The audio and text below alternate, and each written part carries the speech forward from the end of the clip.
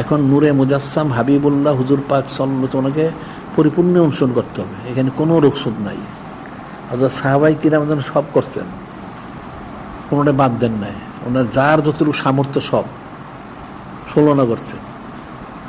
এখন তো মানুষ ওনারা তো প্রতিযোগিতা করছেন, ওনারা যে কোনো কাজের জন্য প্রতিযোগিতা করছেন। এই যে ওনাদের সিদ্দিকা করেছেন আর ফারুক আজম, ওনারা কে কত বেশি ন্যাক কাজে খরচ করতে পারেন প্রতিযোগিতা করছেন, সবাই করছেন, কেউ প্রকাশ করেন না, কিন্তু প্রতিযোগিতা ঠিকই আছে। এখন মানুষ না দেওয়ার মধ্যে প্রতিযোগিতা করে, নাউযুবিল্লাহ। ওনারা তো দেওয়ার মধ্যে প্রতিযোগিতা করছেন, ওনাদেরকে বলতেছেন যে আমাদের খরচ করেন, বাঁচকন করছেন, এখন হাজার বললে তো করেন না।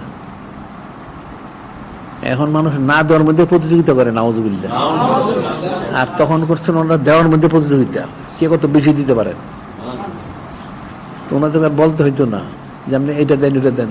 আপনার যেহেতু নূরে মুজাসসাম হাবিবুল্লাহ বলছেন প্রতিদিন যেহেতু আপনার টাকা দেন, অস্ত্র দেন, এটা দেন সেটা দেন, তো ওনারা সামর্থ্য দিচ্ছেন, অনেক প্রতিদিনই দিচ্ছেন কম বেশি। এখন হাজার বললে তো মানুষ খরচ করে না। আগে হইলো ওনাদের নিয়মটা ছিল কে কত বেশি দিতে পারেন সেই প্রতিযোগিতা। এখন উল্টো হয়েছে, কে কত না দিতে পারে প্রতিযোগিতা, নাউযুবিল্লাহ।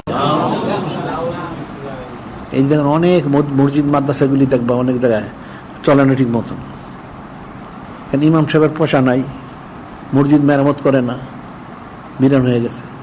এর জন্য গুণ হবে কার? খাসভাবে এলাকার লোকের গুণ হবে, আর সমষ্টিও সারা দেশের লোকের গুণ হবে। খাসভাবে হলো ওই এলাকার লোকের কবিরে গুণ হবে, আর আমভাবে সমস্ত দেশের লোকের গুণ হবে। এটা তো সমস্ত দেশের মুসলমানদের দেখা উচিত ছিল। মসজিদ আল্লাহ পাক ওনার ঘরটা, এই ঘরটা কে হেফাজত করবে? মুসলমান সবাই তো দায়িত্ব করে না তো। এই যে বলার যে বিষয়টা, এটা অনেক বিষয় আছে গেলি, তা কিন্তু আমভাবে মানুষগুলি বুঝবে না মাসালাগুলি, এটা অনেক ফিকিরের বিষয়।